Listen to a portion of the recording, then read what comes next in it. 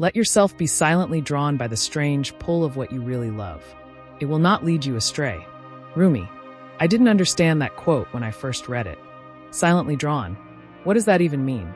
And how could something so silent be so powerful?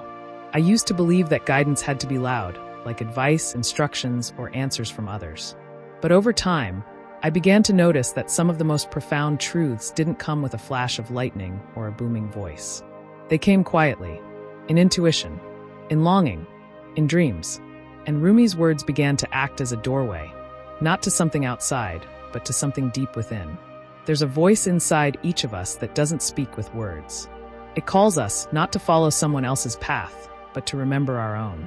And in this video, I want to share how the poetry of Jalal al-Din Rumi helped me rediscover that voice, and why his message of being silently drawn may be exactly what you need to hear right now. Welcome to the Unfolding Journey, a space where we explore the deep, inner terrain of soul, self, and spirit. Each week, we dive into the timeless wisdom of mystics, poets, and spiritual seekers from around the world. If you're someone who feels there's more to life than the surface, if you've ever felt the quiet nudge of something beyond the noise, you're in the right place. Let's walk this path together. For most of my life, I tried to find direction by doing what was expected. School, job, relationships, goals. I checked every box I thought would bring meaning, but something still felt hollow. There was a quiet ache I couldn't explain, a longing that didn't go away no matter how much I achieved. Then I read Rumi. There is a voice that doesn't use words. Listen, it didn't hit me like a revelation. It was more like a key turning in a forgotten lock. I realized, maybe I wasn't lost. Maybe I had just stopped listening. We're taught to follow rules, logic, and plans. But what if the soul doesn't speak that language? What if it calls us through curiosity, wonder, or the things we can't stop thinking about? When Rumi says, let yourself be silently drawn by the strange pull of what you really love, he's not talking about fleeting pleasure or self-indulgence. He's pointing toward a deeper desire, the kind that seems to emerge from nowhere and keeps showing up, even when ignored. Call it intuition, the soul's compass, or divine yearning. It's the pull that leads artists to create, healers to serve, and seekers to keep searching even when they don't know what they're searching for. The inner calling isn't a job title. It's a movement of the heart. But it's quiet, which is why most people miss it. Rumi's genius is in how he invites us back to that silence, to remember what we already know underneath the noise.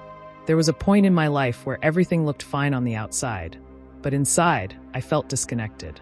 Out of that quiet discomfort, I began journaling, meditating, reading Rumi.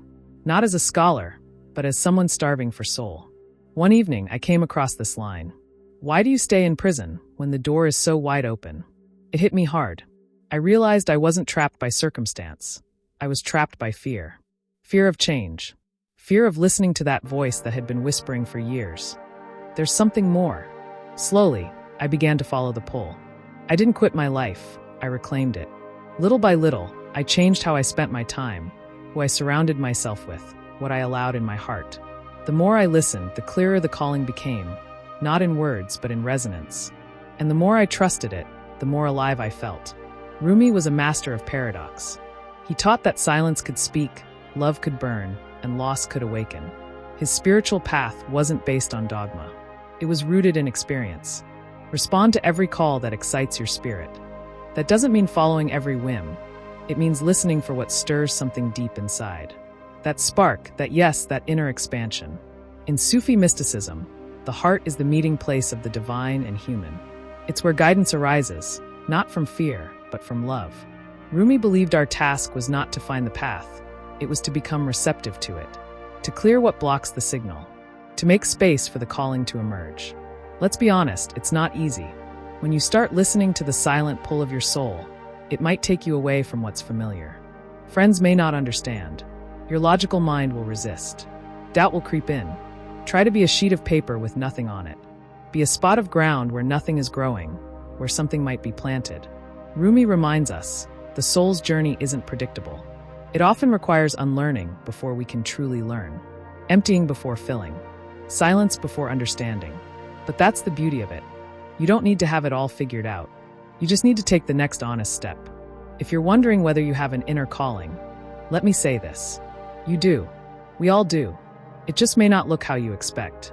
Sometimes it shows up as a restlessness you can't explain, a pull towards something you haven't tried, a repeated dream, theme, or synchronicity, a desire to create, move, heal, or explore, a quiet knowing that something needs to change. The wound is the place where the light enters you. Even your pain might be part of the calling. It softens you, breaks you open, makes you receptive. Listening to the inner calling is not a one-time event. It's a practice. Here are a few things that help me stay connected. Stillness. Even 5 minutes of silence a day creates space for the soul to speak. Journaling, not to solve, but to listen to what's emerging. Following joy, noticing what gives me energy versus what drains it. Rumi's poetry. 1 poem a day, slowly, as a meditation. Letting go, releasing what no longer feels aligned. And above all, remembering. The calling doesn't come with instructions. It comes with invitation. With life as short as a half-taken breath, don't plant anything but love. There are days I forget. I get caught up in stress, noise, comparison. I doubt myself. I seek answers outside. But Rumi brings me back. His poetry is not just beautiful, it's anchoring. It reminds me that I don't need to chase, compete, or force. I just need to return to the silent pull, the strange, tender movement inside, the part of me that still believes in something deeper. In mystery, in meaning, everything changes and nothing does. You might not end up in a different city or career. You might not have some grand awakening, but you will feel more like yourself, more aligned, more whole. You'll start saying yes to what matters and no to what doesn't. You'll feel guided, not by rules, but by resonance. You'll meet others on the same path and recognize them by the softness in their eyes. Don't you know yet? It is your light that lights the world. That strange pull Rumi talks about? It's not strange at all. It's the most natural thing in the world. It's your soul remembering who you are. You don't need a map. You are the map. You don't need permission.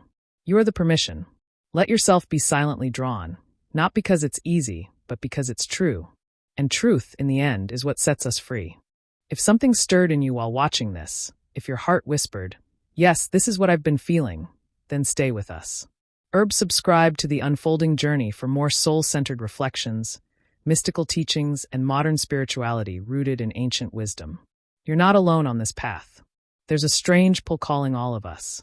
Let's follow it together. Thank you for being here, for opening your heart, and for listening to that quiet voice within. Until next time, keep unfolding, keep listening, and above all, let yourself be silently drawn.